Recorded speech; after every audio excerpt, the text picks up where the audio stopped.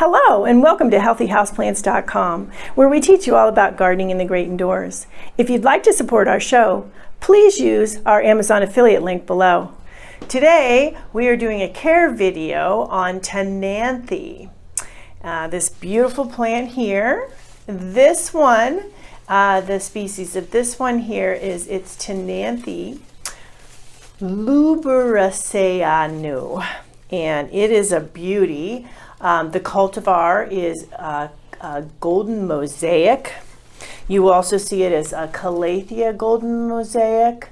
The calathea and Ctenanthe are actually two different species of plants, but they're often categorized together. So the Ctenanthe you will find in various other color formations as well. There's some with purples in them, some with more green, some with a little lighter colors in them. This one is fairly easy to find if you're lucky. And to find it, you can see it's a really pretty eye-catching plant. It makes a nice foundation plant for your interior garden. It gets to a fairly good size, so it can bush out a lot more in a more mature plant. So it makes a really nice eye-catching plant for your indoor garden. So today, as mentioned, we're going to talk about growing this plant and having really good success growing this plant in your indoor garden. There are some things to keep in mind to keep it looking really pretty and keep it looking keeping the variegation going on in there as well. Okay, so first of all, one of the most important things to keep in mind, as with a lot of houseplants, and that's watering. So this plant does not like to dry out. If this plant does dry out, you're going to get brown leaf tips, you're going to get a lot of leaf loss. A severely droughted Ctenanthe will drop a whole bunch of leaves, so then you're going to end up with a really sparse looking plant, which is not very becoming. So you definitely want to avoid underwatering. You also want to avoid overwatering, because overwatering will lead to root rot. So you have to strike a really fine balance with this plant. I do have a root rot series that I will put a link to so that you can see what to do if you believe you have overwatered your Ctenanthe. Okay, so the thing to keep in mind with this plant is, as mentioned, you want to keep it on the moist side. However, you don't want it to dry out. However, you also don't want it to be too wet. So rule of thumb for this one, squarely in the 4 when you water it again on the moisture meter. So on a 4 on the moisture meter, you wouldn't want to go, definitely wouldn't want to go into the 3, into the dry zone with this guy. However, you don't want to be in 6, 7, or 8 when it's still very moist. So as soon as it hits 4, I would water. In terms of the soil moisture and how the moisture feels in the soil, you want to go down pretty much not much further than a 1/2 inch on this size pot, even a 1/4 inch dry on other size pots, on smaller size pots. So do keep that in mind, in terms of checking with your finger. I mentioned with the moisture meter, also picking up the plant. When it's still, this plant is moist, so it's fairly heavy right now, but once the plant starts to feel more lightweight, that's a good sign to you that it's time to water. But I would also check with a moisture meter or with your finger before doing so as well. Okay, so the watering, if you can keep the watering under control, do a really good job with watering correctly, this plant is going to thrive for you. Another really important thing to keep it thriving is proper lighting.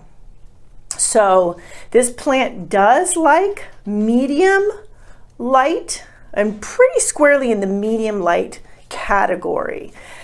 Because if you have too much light, so too much bright light, so something like in front of a western window, in front of an unobstructed southern window, close to that, that's going to, what it will do, it may fade the leaves. So the leaves may get a lot lighter in color rather than having the greening and the variegation, this beautiful variegation you see, which is common with the Ctenanthe. So if you have too much light, you're going to start to see yellowing, fading kind of leaves, getting very lighter in color.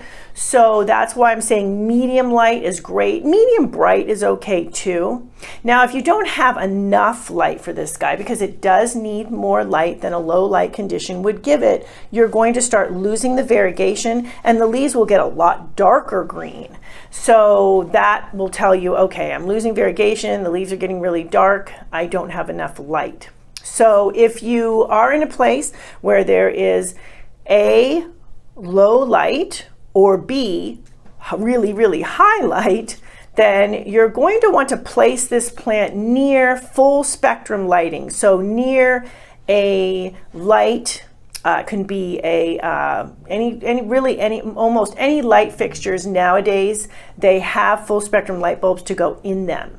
So you would want to keep the plant near that full spectrum lighting. Full spectrum lighting simulates daylight, and that will give the plant a nice medium light to really, really thrive. The eastern windows, they tend to really like eastern windows because you get, as long as they're unobstructed, meaning there's no houses or trees outside of that eastern window, the eastern window that face to the east. So if it is unobstructed, they tend to really love to be in an eastern window because it gives them really nice light in the morning hours, and it's a very gentle light, and then they're not getting that harsh light at the later in the day as you would in a western exposure. So that can really work well. In the winter months, wherever you live, you may need to supplement with full spectrum lighting if you just have them in the eastern window. So if you start to see symptoms of not enough light, do use some full spectrum lighting in the winter months to give them exactly what they need. Okay, so next thing to keep in mind is humidity. They do like some humidity. They're not high humidity lovers, but they are from Brazil, so they do like more humidity than you will get in some of the drier areas of the world. So especially if you're in a dry area of the world, I would definitely suggest considering putting this plant on a moisture, something that will create moisture like a humidity tray. And I will put a link to that as well on how to create a humidity tray.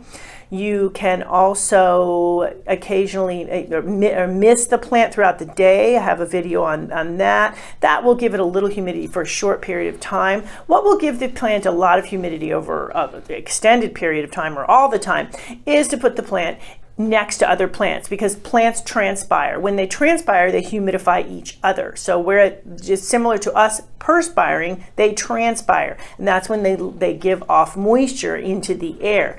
So the more plants you have, the better. So you could get a whole bunch of Ctenanthe and put them together, and they will humidify each other. Okay, so, and signs that you don't have enough humidity can be crispy leaves, can be some leaf drops. So those are some signs of not enough humidity. Especially browning tips on juvenile leaves, so on younger leaves, that is definitely a sign of not enough humidity. So elevate humidity as needed when you start to see different symptoms like that. It's also very common in the winter months. If you're in a cold climate where the heat is going on a lot, that is drying out the air. So you may have to provide more humidity to the plant at that time, those times of year, and then you may be able to pull back at other times of the year, especially if it gets more humid where you live in the warm times of the year. Okay, so feeding.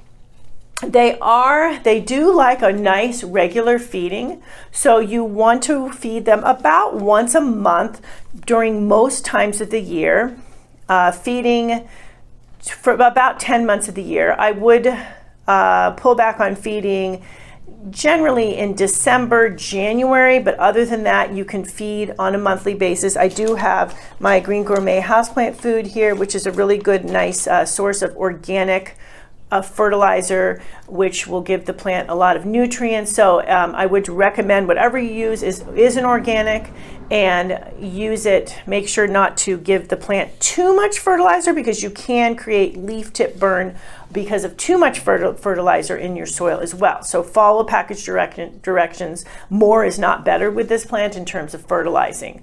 But as mentioned, once a month, except for December, January, works really well. If you're in a really cold climate, you might want to wait till March. But other than that, it can take on the nutrients throughout the year. And your climate, outdoor climate, even though you're growing indoors, does matter, and I have a video on that as well. Okay, so the mentioned a root rot, so you want to avoid that. If you start to feel the plant, you start to see the plant kind of shrinking, and then it's drooping leaves, but it's still wet, and those sorts of things, those are symptoms of root rot. Pull back on watering right away. The repotting. So you want to repot about every 2 years or so this plant. If it's really outgrowing its pot, you can repot even more frequently. But whenever you do repot, you want to check for signs that the plant needs repotting. I have videos on that as well. And one of the main things to look for is you will have a 2/3 plant to 1/3 pot ratio. When the plant, that's a good ratio. When the plant grows 3/4 plant and 1/4 pot ratio, that's a sign that it needs to be repotted. If you would like to just replace the soil because it's been in the same pot for 2 years and it hasn't outgrown that ratio that I just mentioned, you can put it back in the same pot after you replace with new soil. You want a soil for them that is rich but well draining, so that you can avoid root rot from not good drainage, but you want that rich moisture retentive soil to keep the plant nice and healthy. So look for soils with some peat moss in them or core in them, which holds and retains water. I will put a link for the type of soil that I really like to use below as well. These plants will occasionally flower for you. So they get a little small white or yellow flower coming out of the base of the leaves here. And that is generally will happen during the warm months of the year, so in the summer. So it's a really fun kind of a thing to see. Once it does finish blooming, do prune it back to the base of the flower stalk so that you don't compromise the leaves themselves, which could start to die back because the flower stalk has died back. But it's a fun thing, and if you it occurs more on mature plants, and it doesn't occur that often, but if it does, it's fun to see. Okay, so pruning too. You want to remove any yellowing, dying leaves, anything that's dying back. Prune it all the way down to the base of the plant where that leaf, that stem is coming from. And other than that, they don't need a whole bunch. You can clean them occasionally. Do look out for pests. Some common type of pests you're going to get on the Ctenanthe indoors would be spider mites. So that would be some spider webbing going on the leaves. And then if you shake a leaf onto a piece of paper, you'll see all these little things running around. Those are little spider mites. So one thing, however, to keep in mind is that spider mites like it very dry. So if you're seeing that, you definitely want to step up humidity. You want to start giving your plant some baths, so rinsing off the leaves and keeping them rinsed and moist. The spider mites don't like that. And also, you may want, at that point, look at your watering. You may not be watering enough because the plant is so dry. You may occasionally get some mealy bugs, and those, I have videos on how to get rid of them too. And the regular rinsing and things like that will keep them at bay as well. Okay, so then that does cover things. Oh, temperature. So these, because I mentioned these are from the tropics, they really like a mild temperature indoors. So try to keep them in an area where you have a 65 to 75 degree, even 80 degree temperature in that particular area, because they do like it on the warm side. And that covers it for Ctenanthe and how to have this plant growing beautifully in your indoor garden for many years to come. Thank you for stopping by today. Please leave any comments about any indoor gardening tutorials you'd like to see. Remember to like, comment, subscribe, and share this video. And please check the bell if you'd like to be notified when we release new videos.